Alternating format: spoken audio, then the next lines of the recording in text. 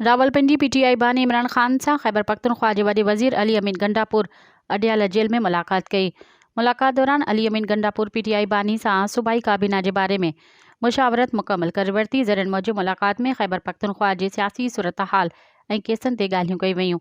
KPK जे वॾे वज़ीर PTI बानी खे सूबे में आईंदा जी हिकमत अमली खां बि आगाही ॾिनी। मुलाक़ात खां पोइ अडियाला जेल ॿाहिरां सहाफ़ियुनि सां ॻाल्हियूं कंदे अली अमीन गंडापुर चयो त चीफ जस्टिस खे गुज़ारिश आहे त 9 मई ते कमीशन ठाहियो। इस्टेब्लिशमेंट सां मुफ़ाहमत थींदी त उनजो फ़ैसिलो पीटीआई बानी कंदो।